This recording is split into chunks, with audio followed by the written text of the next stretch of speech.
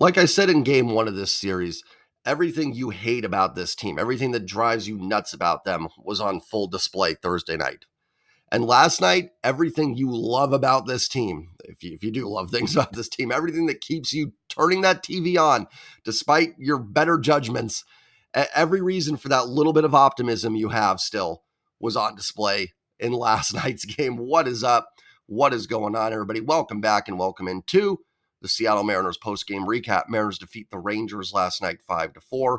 They improved to 75 and 73 on the season, 4.5 back of Houston in the division, and they gain a game in the wild card, 3.5 back in the wild card standings as well. Before I go any further, do me a favor, smash the like button. Thank you to all the guys and gals that do that. It helps a lot. Comment your thoughts down below. And please don't forget to hit that subscribe button. We'd love to get to 4,200 by the end of the season. But yeah, truly, everything that was frustrating Thursday, right? Couldn't manufacture runs. Your star players didn't step up in clutch situations.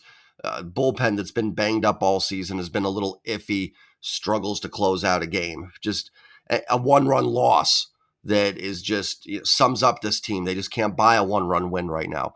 Everything on full display Thursday. But Friday is why you keep coming back. It's why you're still and if you're watching this video at this point in the season, you're still following the team. And that's okay. That's okay. There's nothing wrong with that. I also don't blame anybody that's turned it off. But last night is why you're still turning on the TV. It's why you're still holding out that little bit of optimism. They battle back from 4-0. And I know where we all were with 4-0 in that seventh inning. We were done, right? You were at that breaking point of there's no way. There's no way they're coming back. They're going to lose this one. They've lost the first two to Texas. It's a team that you probably need to take the series against. Houston's winning. You're going to be 5.5 back. You're not going to be able to get that series when you play them down to 2 or 3. It's over. And this team just still finds that little bit of something left in the tank to pull out a win and keep the hearts beating at least for a little bit. Obviously, the win doesn't mean they're going to the playoffs, but they won't die, right? And it's kind of why you still keep coming back. Everything that's wrong about the team on Thursday and everything that's right about the team on Friday. They do manufacture a run down 4-0. Cal gets a sac fly. Doesn't look like much, but gets you on the board a little bit. Bullpen holds off, holds the Rangers in check, doesn't give up the runs. Stars being stars, Julio, 4 hits and a massive, essentially a walk-off 3-run home run. Thank you, Julio. Where has this been all year? It's been one of our criticisms, right? It's like, where's the big hit? Where is the big moment? And there it was last night, deposited into the upper deck in left field, an absolute moonshot from Julio Rodriguez, and then Andres Munoz locking it down in the ninth. Everything you like about this team, honestly, and they win a 1-run game. I think it's the first 1-run win since, did they win, I think against the Mets, maybe one of the wins was, or the Phillies, I don't remember. It's been a while since this team has won a 1-run game. So, it's what keeps us coming back and invested. And truly, it did feel like a season-saving win. Again, I think at this stage in the year, and let's be honest, the odds still are not in this team's favor. Again, I never want to come on here and be like, oh, see, they're going. It's still going to be a long shot. They're going to have to do some serious damage in Houston. But it did feel like a season-saving win. They're all going to feel like that. Every loss is going to feel like a season-ending loss. But that really would have felt like a dagger had it happened. Now, the dagger's still close, right? It hasn't been completely taken off the table, but at least for one night, you feel like you salvaged something a little bit. And you win a game with Jacob deGrom making his debut against Emerson Hancock, filling in for Luis Castillo. So that makes you feel pretty good as well to get that W, because now I believe you have Logan and Kirby going the last 2 days. Now, Kirby hasn't been great the last month or so, but you do feel like you've got a shot now to win the next 2 here, and maybe go into next week 3 back in the division and 2 back in the wild card, something like that, where it is extremely possible that you can do something. So, and hopefully just a win that ignites the guys a little bit. We've been waiting for that moment for Julio. What did I say on Thursday? Like, yeah, it's been a bit of a lost season for guys like JP, Julio, Polanco, Garver, all these guys. But, if you can make this kind of miracle run and find a way to get in here with it all said and done, you can still have big moments. If the Mariners get in, we'll remember that Julio home run last night, the 3-run home run, even if it is a down year for Julio. So you can still be a hero if you're on the Mariners. Now, I'm not asking them to play hero ball, meaning like trying to hit every ball out of the ballpark every single pitch. But you can still salvage a disappointing year for a lot of these guys. You could still have that big hit that propels this team to a World Series.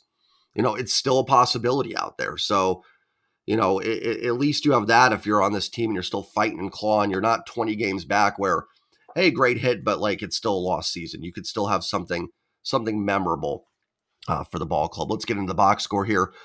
Excuse me. I thought Emerson Hancock was actually fine. 5 innings, 6 hits, 3 run, 3 earned, 1 walk, 5 strikeouts. Guy making a spot start. I mean, he kept them in the game, right? That's kind of, you'd love to see that maybe at 1 or 2 runs over 5 innings. That first inning was a little frustrating. Looked like he was going to get out of that with no runs and gives up a couple, but settled in, kept the team in the game. I mean, not perfect, but I think if you can get that, we could prefer like 5 innings, 2 runs, or 6 innings, 3 runs. But if you can kind of get that start from Emerson Hancock the rest of the way, it will at least give you an opportunity in those games to win it. And that's what happened, right? They had an opportunity to win. They weren't completely buried, and they found a way. So, not a perfect start. I don't think 5 innings, 3 earned runs, which I believe is like a 5.4 ERA, is ever going to be considered great. But you don't need him to be great. You just keep him in the game and hope the offense, which has been better, can find a way to get a W here. Trent Thornton with a shutout inning, no walks, no strikeouts, no hits. A little bit of a rough outing for Voth. 2/3 of an inning, gives up a run, 2 walks. Sauce gets the final out there in the 7th. Nice inning for Chagua, strikes out the side, actually gets the win.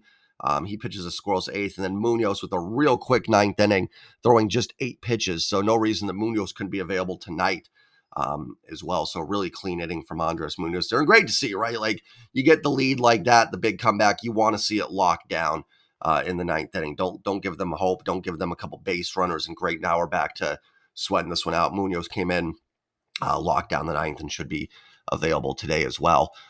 Honestly, offensively, and again, it's easier to say after a win versus when they lose. Had they lost this game, I wouldn't be praising anything, but I thought their at-bats against DeGrom were okay, going back and watching it. Like, now it's his first start. This may not be the Jacob DeGrom of the past. Like, this is a guy that's pitched, 5 games in the last 3. I mean, something crazy, right? He's not been healthy, not been on the mound. So we don't know what we're getting, from DeGrom. But I didn't think they had some terrible at-bats against him. They had some base runners, frustrating they couldn't capitalize. But, when it's all said and done, I didn't think they were terrible today against DeGrom. Who only went 3 2/3, not shocking, only threw 61 pitches.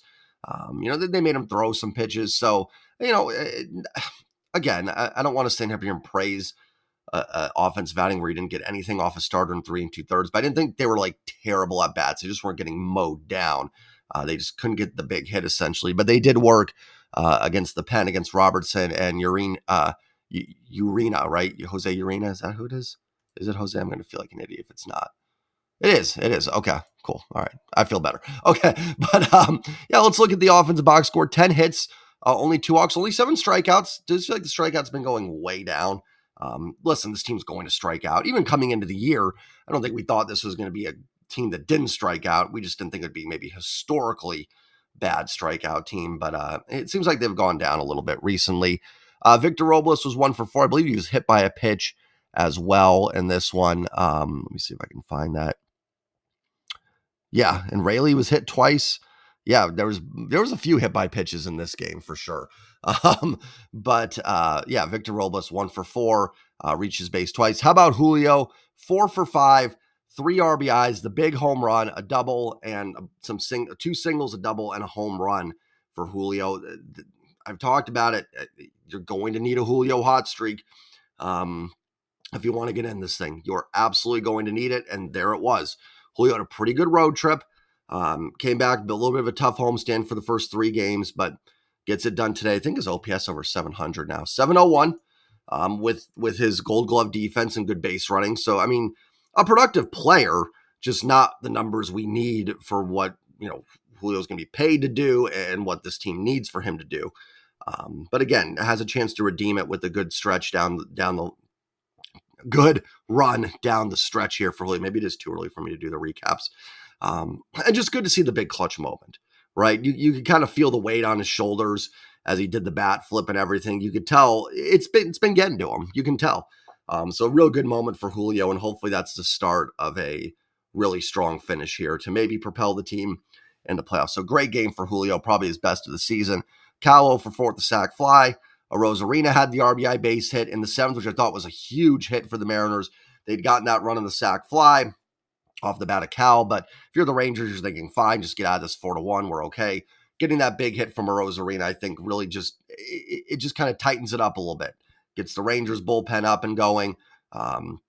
Puts you in a position where you're blooping a blast away from a tie, or a walk, and a blast away from winning the game. So I thought that was actually a big hit from Rosarina. Really good to see. Luke Raley was 2 for 2 on base 4 times today. Nice, quietly, but a nice game for Luke Raley. Turner was 1 for 4. Polanco 0 for 3 with a walk. JP 1 for 4, had the big hit that started the rally. Again, would like to see more from JP, but if you're going to get the one hit, have it drive in runs or have it start a rally, and JP was able to do that. Rojas was 0 for 3 with a walk, but a big walk because it set up the Julio home run. So real nice win for the Mariners. Got to keep it going, right?